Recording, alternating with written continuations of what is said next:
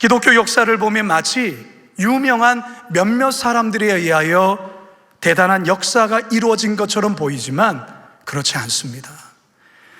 이름도 모르는 수많은 무명의 성도들에 의해 교회가 세워졌고 세계 선교의 역사가 이루어졌다는 사실입니다. 오늘 우리가 대하는 로마서 16장 본문도 마찬가지입니다. 오늘부터 저는 이 16장에 등장하는 26명의 낯설고 무명의 영웅들의 이야기를 3주 동안 여러분과 나누려고 합니다. 오늘은 그 첫 번째 시간으로 브리스가 아굴라 부부에 대한 이야기입니다. 바라기는 우리들도 이 땅에서는 무명하나 하나님 나라에서는 유명한 자, 믿음의 영웅들로 하나님께 인정받게 되기를 간절히 소망합니다. 첫 번째 따라합시다. 힘들 때 용기를 준 동역자였습니다. 힘들 때 용기를 준 동역자였습니다.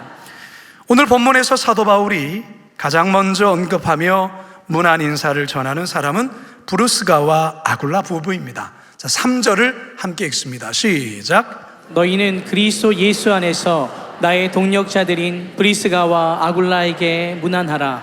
이들 부부가 처음 성경에 소개되고 등장한 것은 사도행전 18장에 있습니다. 사도행전 18장 1절과 2절입니다. 시작. 그 후에 바울이 아덴을 떠나 고린도에 이르러 아굴라라 하는 본도에서 난 유대인 한 사람을 만나니 글라우디오가 모든 유대인에 명하여 로마에서 떠나라 한 고로 그가 그 아내 브리스길라와 함께 이달리아로부터 새로 온지라. 바울이 그들에게 가매. 여기 아굴라라는 사람은 이 브루스가의 남편이에요.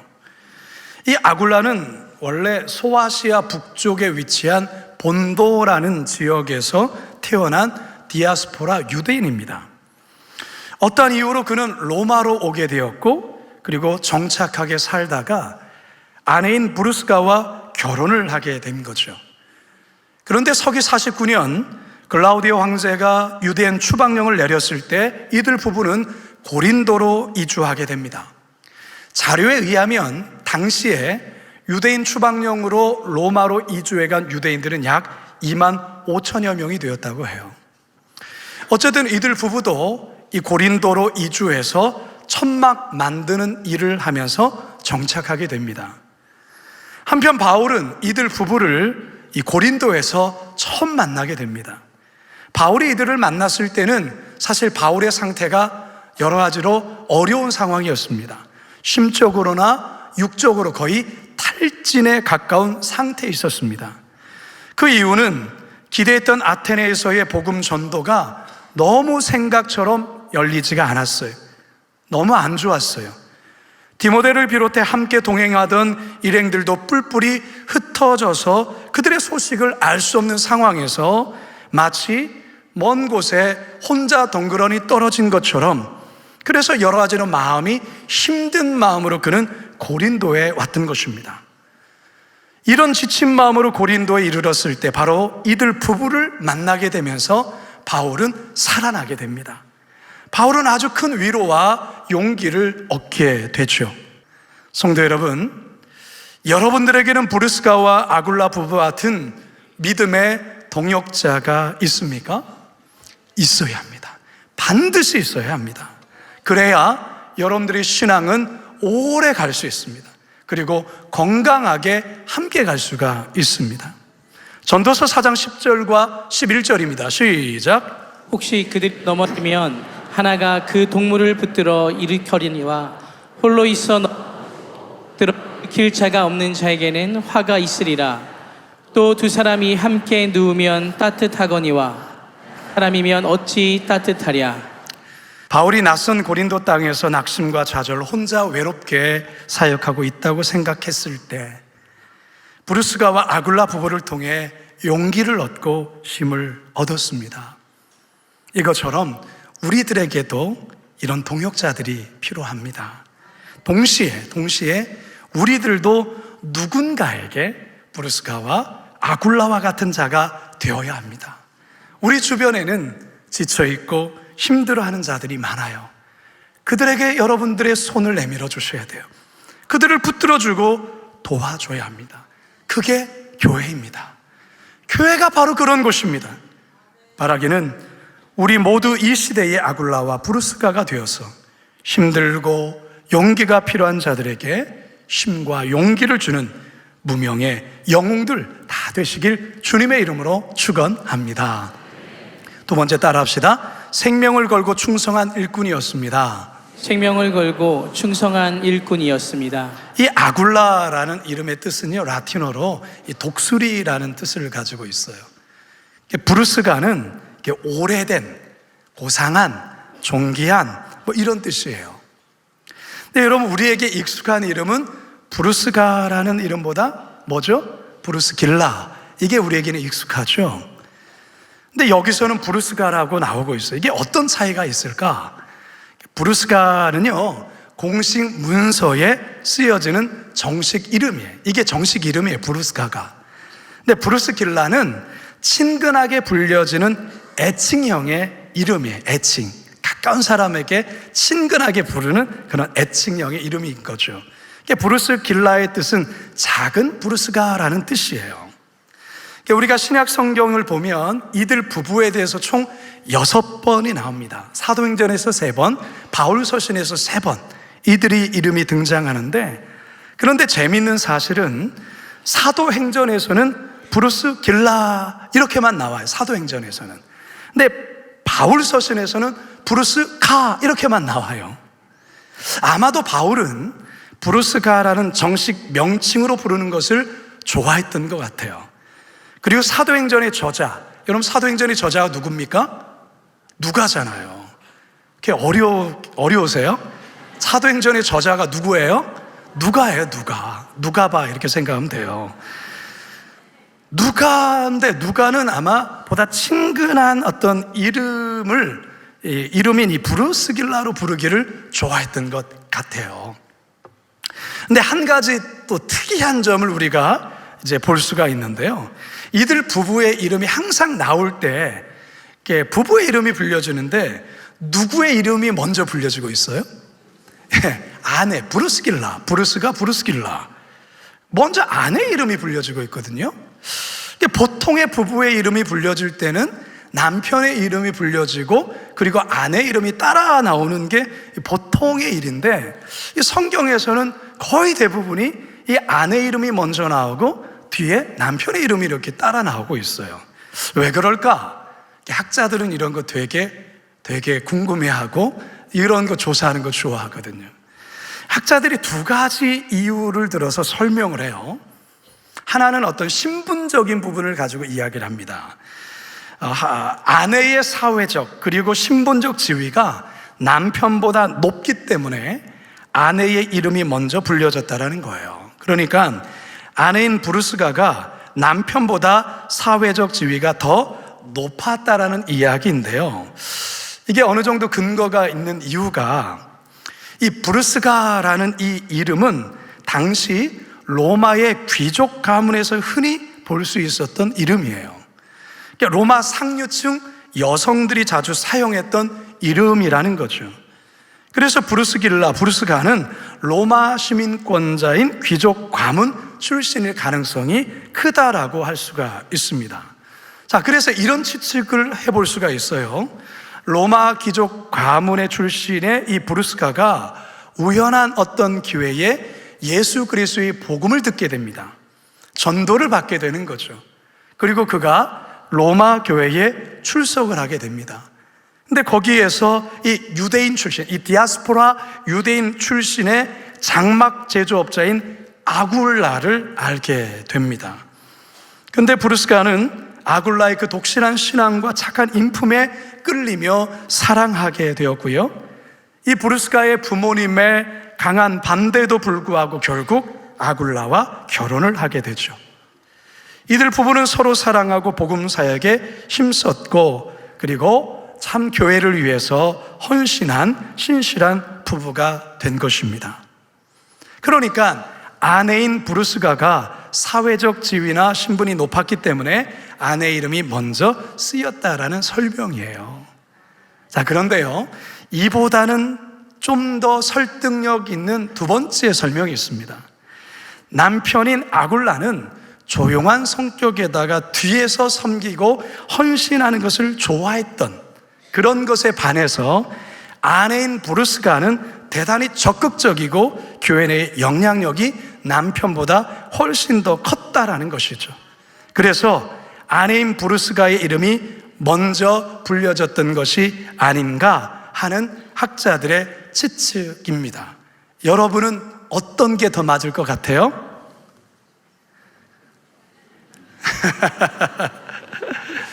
몰라요. 몰라요. 천국 가서 한번 물어봅시다. 중요한 것은요, 첫 번째 이유든 두 번째 이유든 중요한 것은 이들 부부가 바울에게 있어서 또한 그 교회에 있어서 대단히 훌륭한 부부라는 점이라는 것이죠. 그래서 사도 바울이 오늘 본문에서 이들 부부에 대해서 이렇게 칭찬을 하죠. 4절 상반절입니다. 시작. 그들은 내 목숨을 위하여 자기들의 목까지도 내놓았나니. 내 목숨을 위하여 뭐까지 내놨다고요? 자신들의 목까지 내놓았다라는 거예요. 참 엄청난 부부죠. 세번역 성경에서는 이렇게 번역을 합니다. 시작. 그들은 생명의 위험을 무릅쓰고 내 목숨을 구해준 사람들입니다. 다시 말해서 정말 생명 걸고 충성스러운 그런 사람들이다, 그리 말하는 거예요. 여러분, 사도 바울이 숱한 위기와 어려움 속에서도 이방 선교의 사역을 온전히 감당할 수 있었던 이유는 바로 이러한 부부들이 있었기 때문에 가능했던 거예요. 자신의 목까지라도 내어놓으며 바울의 사역에 함께 헌신하고 동역했던 이런 충성스러운 일꾼들 때문에 그렇다, 그 말인 거죠. 우리가 사도행전을 보면 이 브루스가와 아굴라 부부의 그 행보를 어느 정도 우리가 보게 되는데요. 바울이 고린도에서 1년 6개월간을 머뭅니다. 그러면서 제자들을 이제 양성하고 또한 교회를 세우게 되죠. 1년 6개월간의 사역을 마치고 바울은 에베소로 떠나게 되는데, 이때 이들 부부도 바울과 함께 에베소로 같이 떠납니다. 그러니까 고린도에서의 그 일했던 천막업, 다 단골들 다 끊어지는데, 그럼에도 불구하고 바울과 함께 에베소로 사역의 길을 떠난 거예요. 그래서 에베소에서 이 바울과 같이 사역을 하다가 바울은 또 다른 일정 때문에 에베소를 떠나게 되는데요.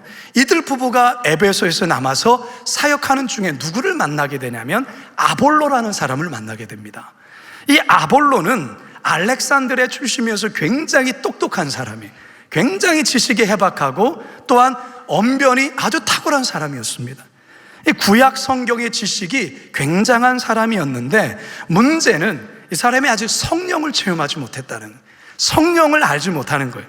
그리고 예수 그리스도의 복음에 대해서 제대로 알지를 못하는 거예요. 그래서 이들 부부가 바울에게 배웠던 이 복음, 예수 그리스도의 복음에 대해서 이 아볼로를 만나서 전하게 됩니다. 이때 아볼로가 성령을 체험하게 됩니다. 그리고 예수 그리스도의 복음을 제대로 깨닫게 되죠. 그래서 이후에 아볼로는 아주 위대한 사역자로 쓰임을 받게 됩니다. 바울이 이 로마서를 쓸 무렵에 브루스가와 아굴라 부부는 다시 로마로 돌아온 상태입니다. 그때는 글라우디오 황제가 죽게 되었고, 갑자기 죽게 되면서 유대인 추방령도 해제가 되죠. 그래서 다시 많은 유대인들이 또 이렇게 로마로 돌아오게 되는데요. 바울이 로마서를 쓰기 전까지 로마에 가본 일이 없었다고 제가 말씀드렸잖아요. 로마 교회를 가보지 않았잖아요. 근데 로마서를 보면 로마 교회 형편을 너무 잘 알아요. 어떻게 그럴까? 아마도 브루스가와 아굴라 부부가 바울에게 자주 이 로마 교회의 형편과 상황을 자주자주 알려줬기 때문에, 비록 바울은 로마 교회를 아직 가보지는 않았지만 로마 교회 형편을 이렇게 잘 안 것이 아닐까, 그렇게 생각을 하는 거죠. 사랑하는 여러분, 교회는요, 브루스가와 아굴라와 같은 충성된 자들이 필요합니다. 믿으십니까? 우리가 지난주 베베 집사에 대해서도 함께 공부하였지만, 베베 집사도 대단히 충성스러운 하나님의 사람이었습니다. 마찬가지로 이 브루스가와 아굴라 역시 대단히 충성스러운 사람이에요. 교회는 바로 이런 충성스러운 사람에 의하여서 교회가 부흥하고 성장하는 것입니다. 지난 주일날 오후에 115명의 임직자들이 장로로, 안수집사로, 권사로 이제 임직을 받았어요. 근데 순서 마지막 시간에 참 저의 가슴이 너무나도 뭉클한 그런 순서가 있었습니다. 모든 임직자들이 이 강대상에 다 올라와서 마지막 헌신의 찬양을 이들이 불렀는데, 그 찬양의 제목이 이렇게 사용하소서라는 찬양이었어요. 사실 저는 이 찬양에 너무 매료가 되어가지고 이번 주 내내 이 그 임직식 영상에 이제 찬양하는 이 부분만 듣고 또 듣고 또 듣고 거의 한 30번은 들었던 것 같아요. 그러면서 제 마음에 이런 기도가 나오는 거죠. 하나님, 저 115명의 임직자들이 이렇게 사용하소서라고 부른 이 찬양의 고백처럼 저들도 그렇게 살아갈 수 있게 해주십시오. 단지 노래가 아니라 저들이 부른 그 가사대로 저들의 삶을 그렇게 충성스럽게 살게 하여 주옵소서. 그렇게 기도를 했어요. 115명의 임직자 여러분, 이 자리에도 있는 줄 압니다. 이 말 책임지십시오. 노래만 부르지 마시고 이것이 여러분들의 평생의 삶으로 증명해내시는 삶을 살기를 축원합니다. 뿐만 아니라 여기 앉아있는 우리 모두도 마찬가지예요. 바라기는 브루스가와 이 아굴라 부부처럼 교회를 위해, 하나님 나라를 위해 목숨까지도 기꺼이 내놓을 수 있는 그 정도의 충성됨으로 하나님 앞에 인정받는 그러한 이 땅에서의 무명의 믿음의 용사들 될 수 있기를 주님의 이름으로 축원합니다. 마지막 세 번째 따라 합시다.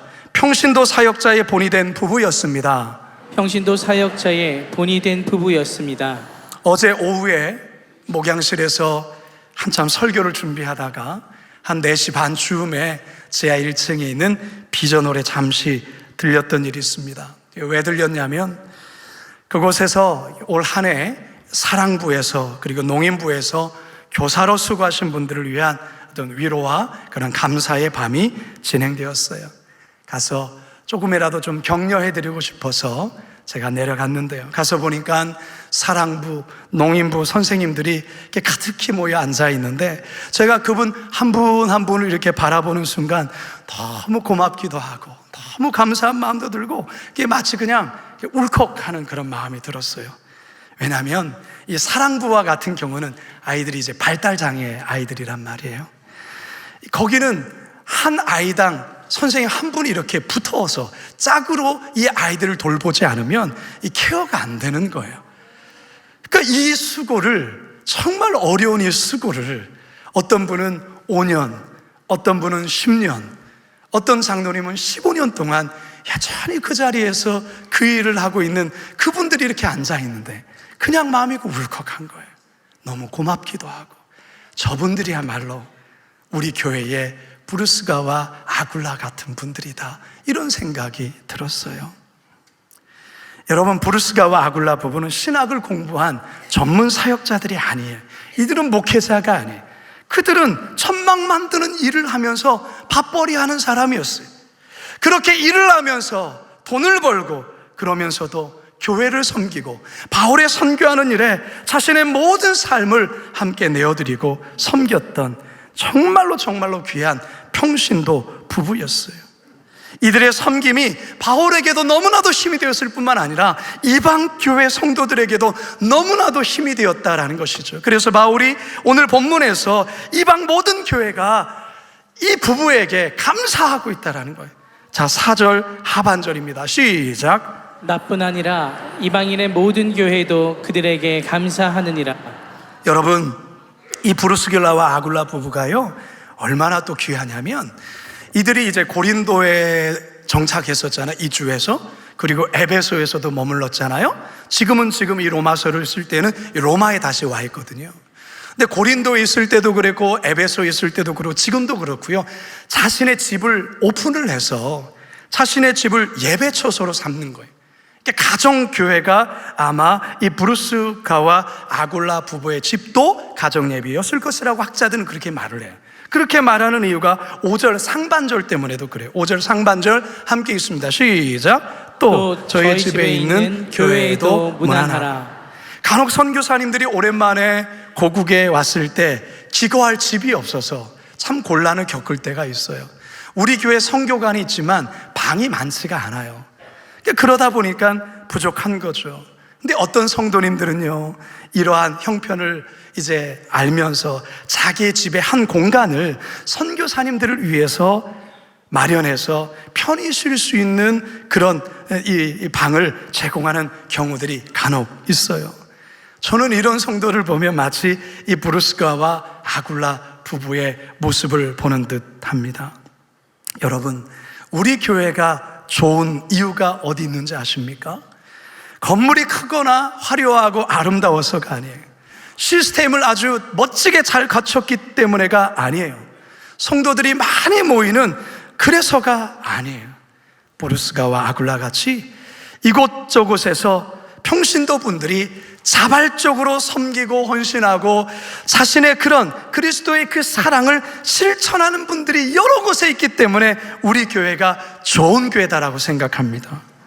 저는요, 우리 교회가 이러한 브루스가와 아굴라 같은 평신도 사역자들이 더 많아지기를 소망합니다.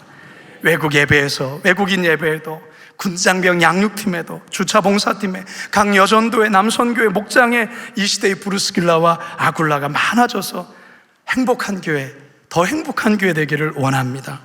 한번 저를 따라 합시다. 나도 이 시대의 브루스가와 아굴라가 되겠습니다. 자, 이왕 하는 거 가슴에 손 얹고 한 번 더. 나도 이 시대의 브루스가와 아굴라가 되겠습니다. 아굴라가 되겠습니다. 아멘이십니까? 아멘. 제가 볼 거예요. 네. 이제 저는 말씀을 마치려고 하는데요. 여러분, 우리의 성경에 있는 우리 브루스가와 아굴라에 대한 자료가 대단히 제한적이고 한정적이에요. 하지만 이런 내용을 보더라도 이들 부부가 얼마나 신실하고 귀한 부부였는가는 우리는 너무나도 알 수 있는 거죠. 그런데 성경에 이들 부부가 이후에 어떠한 삶으로 살았는지에 대해 우리는 잘 몰라요. 그런데 오래된 동방정교의 자료나 전승에 따르면 이들 부부는 참수를 당해서 순교를 당합니다. 먼저 아내부터 참수를 당해요. 여기서도 아내가 먼저 참수형을 당하고 그 모습을 곁에서 지켜보던 이 남편 아굴라가 참수형 집행하는 자에게 이렇게 말합니다. 나도 아내를 따라 용감하게 그리스도의 믿음을 위해 죽겠습니다. 그래서 그 남편도 참수형을 당해 죽게 되죠. 그래서 동방정교에서는 매년 2월 13일을 이들 부부의 신앙을 기리며 그날을 경건하게 지킨다고 해요. 여러분, 짧은 인생을 살아가면서 우리의 인생이 이 브루스가와 아굴라 부부와 같은 신앙을 가지고 살다 하나님 앞에 서면 너무나도 멋진 그런 인생이 아니겠습니까? 여러분들에게 거룩한 도전을 드리고 싶습니다. 여러분 모두 브루스가와 아굴라 부부와 같이 교회와 목회자에게 용기를 줄 수 있는 그런 신실한 동역자 되기를 축복합니다. 더 나아가서 생명을 걸고 충성하는 일꾼 되시기를 축복합니다. 평신도이지만 사역자라는 그런 정체성, 마인드를 가지고 누구보다 교회를 끔찍히 사랑하고 섬기는 그런 성도가 되기를 축복합니다. 그래서 이후에 천국에 갔을 때 여러분의 섬김이 천국에서 해같이 빛나게 되기를 주님의 이름으로 축원합니다.